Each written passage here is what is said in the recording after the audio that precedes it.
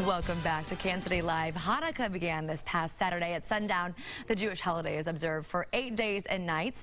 Rabbi Shmuly has been kind enough to join us today. Welcome to the show and happy Hanukkah. Thanks, Michelle. Great to be here. I hear that you are the rock star of rabbis, which is true because you're actually going to the White House this week to celebrate Hanukkah with the president. That's true. It's a real honor. This is actually my second time going, and it's a real honor that the president brings in Jewish leaders and community leaders to celebrate with him. It's a lot of fun.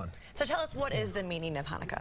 Well, everyone knows the miracles of the oil that was supposed to last for 1 night and lasted for 8, and the victory over the Syrian Greeks in the 2nd century. But I think the real miracle is the power of religion to survive, and even more for the Jewish people to survive after so many trials, century after century. And even more for the underdog to survive this type of battle is a victory for all underdogs, in the sense that whether one is abused in the workplace or in the home or wherever they are, to keep their head up, because Hanukkah is one example of the power of the underdog who has faith to survive. Now, how do families celebrate this time of year? Well, there's a whole range. I mean, at the very least, everyone lights their Hanukkah or menorah. Some have donuts and latkes, things like this. Some give gifts. But generally, it's a time of family and just of spiritual celebration, to celebrate the power of the spiritual winning over the physical. Okay, tell us about some Hanukkah foods.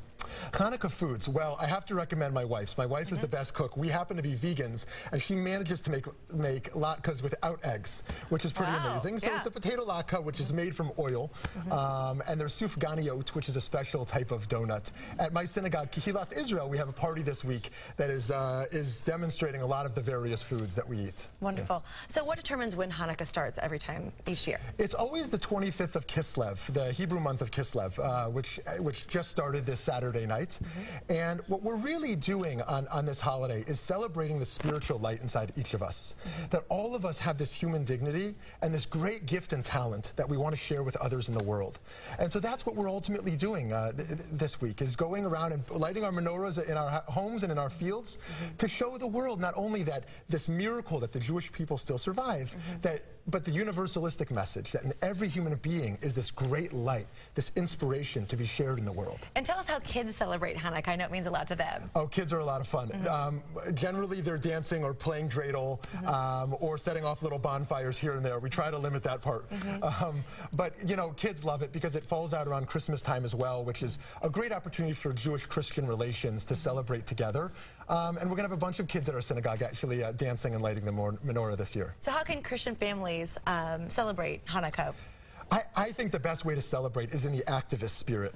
The activist spirit that says that people are oppressed around the world, and Hanukkah is a message that we have to fight that oppression and that abuse.